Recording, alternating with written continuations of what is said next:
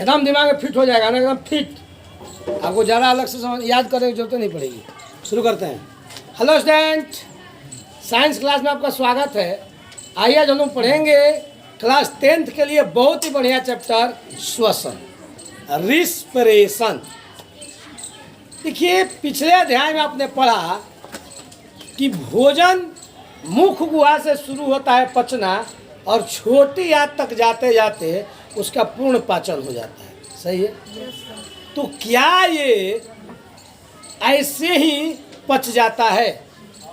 ये जानना बहुत ही जरूरी है कि आखिर भोजन जो हम यहाँ से करते हैं उतने सारे जटिल पदार्थों का हम एक साथ दाल खाते हैं, भात खाते हैं, सब्जी खाते हैं, अचार खाते हैं, उसके बाद हम लोग सलाद भी खाते हैं, रोटी खाते हैं, कभी कभी उसके साथ हम लोग दाल खाते हैं, कई प्रकार के वेजिटेबल्स खाते हैं, मीट मछली अंडा भी खाते हैं। तो क्या ये जटिल जो भोजन है एकाएक हमारे शरीर के अंदर जाते ही पचना शुरू हो जाता है? ये सोचने वाली बात है। आखिर कैसे कैसे इतना सारा चीज़ हम खाते हैं और शरीर के अंदर पच जाता है? इसको जानने के लिए एक जटिल प्रक्रम से गुजरना होता है। अगर ये भोजन पचता है तो एक प्रक्रिया के तहत पचता है और वो प्रक्रिया है श्वसन। जब आप भोजन करते हैं तो आप सांस भी लेते हैं, और जब सांस लेते हैं तो ऑक्सीजन को आप इस वायुमंडल से लेकर के और अपने कोशिकाओं तक पहुंचाते हैं। अब देखिए, ये ऑक्सीजन ही है जो आपके शरीर के अंदर ग्लूकोज को तोड़ता है और उसको ऊर्जा के रूप में आपके अंतर्गत संचित करता है, और जब उसके उपरांत CO2 बनता है उसको शरीर से बाहर निकालने का कार्य करता है। अगर साधारण श्वसन की परिभाषा पूछी जाए तो आप सीधे कह सकते हैं कि सांस लेना और छोड़ना श्वसन कहलाता है। लेकिन 10 क्लास में इतना से तो होगा नहीं। तो श्वसन एक ऐसी प्रक्रिया है, ऐसी रासायनिक अभिक्रिया है जिसमें इस वायुमंडल से ऑक्सीजन को लिया जाता है और कोशिकाओं तक उस ऑक्सीजन को पहुंचाया जाता है। और वह ऑक्सीजन क्या करता है कि भोजन के अणुओं को ग्लूकोज के रूप में तोड़ता है, यानी ग्लूकोज के रूप में उसको तोड़ता है, और ये ग्लूकोज ATP के रूप में, एडेनोसिन ट्राइफॉस्फेट के रूप में, यानी ऊर्जा के रूप में आपके अंतर्गत संचित होता है। जो ये सारा चीज़ कहाँ से प्राप्त होता है? भोजन के अणुओं को टूटने के बाद।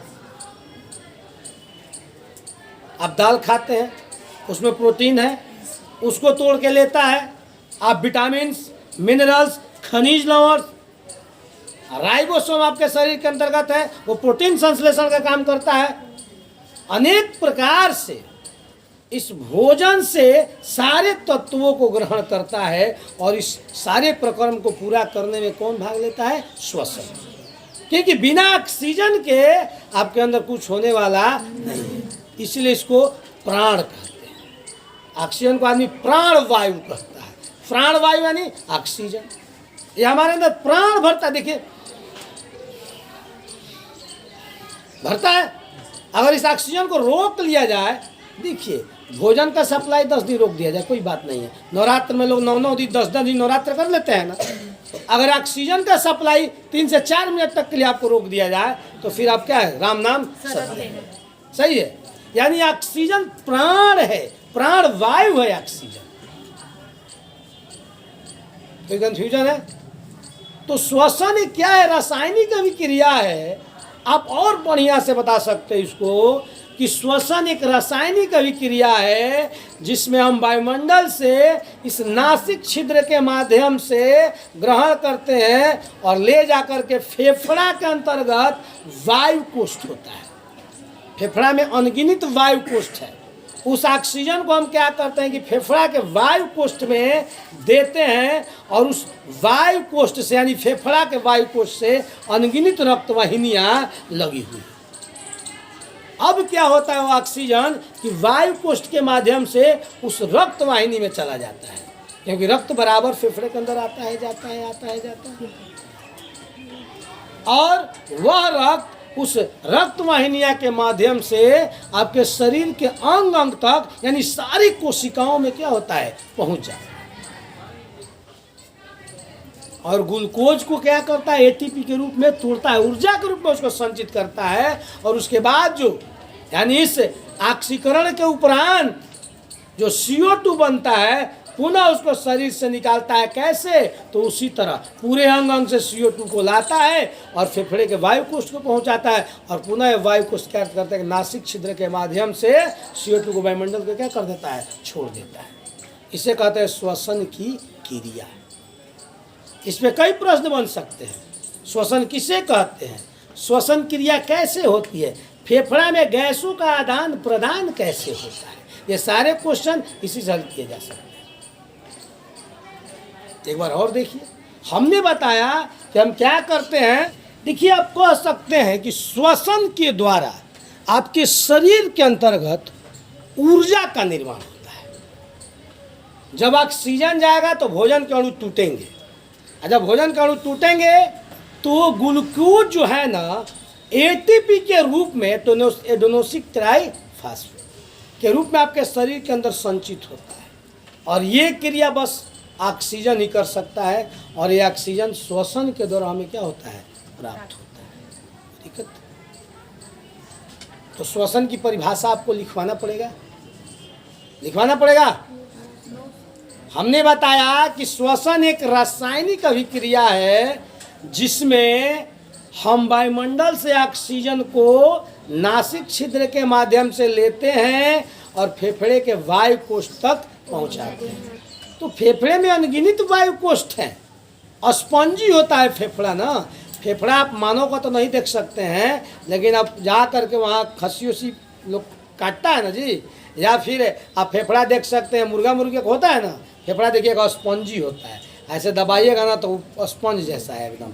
जैसे स्पंज देखें आप लोग रुआ वाला, दाबने पे ऐसे पचक जाता है, छोड़ने पे फूल जाता है, क्या है उसमें छिद्र होता है, उसमें एयर जो घुसता है ना तो जैसा है वैसा ही हो जाता है। उसी प्रकार ये फेफड़ा होता है। ऑक्सीजन जाता है वायु कोष्ठ में, और उस वायु कोष्ठ से अनगिनत रक्त वाहिनियाँ लगी हुई है, और उस रक्त वाहिनियाँ के माध्यम से ऑक्सीजन शरीर के अंग अंग तक पहुँचता है, यानी हर कोशिकाओं में पहुँचता है, और जा करके क्या करता है कि ग्लूकोज को क्या करता है, ग्लूकोज का ऑक्सीकरण करता है, ग्लूकोज को कई स्तर से तोड़ता है, यानी कई चरण में ग्लूकोज को तोड़ता है, और तोड़ने के बाद ऊर्जा एटीपी के रूप में आपके शरीर के अंदर संचित होती है। जब तक आपके शरीर को ऊर्जा नहीं मिलेगा, ये बात है, आप कुछ कर पाइएगा?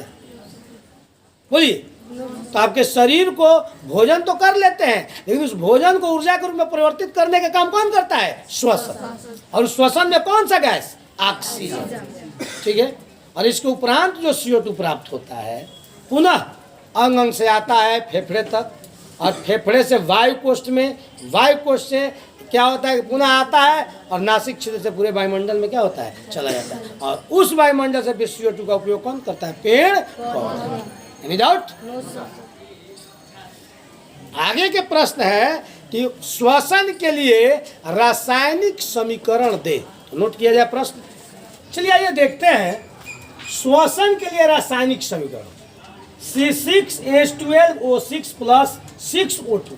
देखिए आपने क्या देखा इस समीकरण में कि ग्लूकोज है, और ग्लूकोज किसके साथ मिलकर क्रिया कर रहा है? ऑक्सीजन के साथ। यानी साफ तौर पे दिख रहा है जो श्वसन की क्रिया है। देखिए ये ग्लूकोज ऑक्सीजन के साथ क्या करता है, यानी ऑक्सीजन का काम है, ऑक्सीजन का काम ही है क्या करना?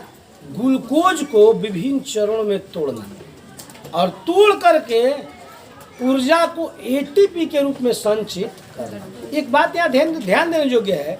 देखिए ये सारा जो प्रक्रम है ना कोशिका के अंदर होता है।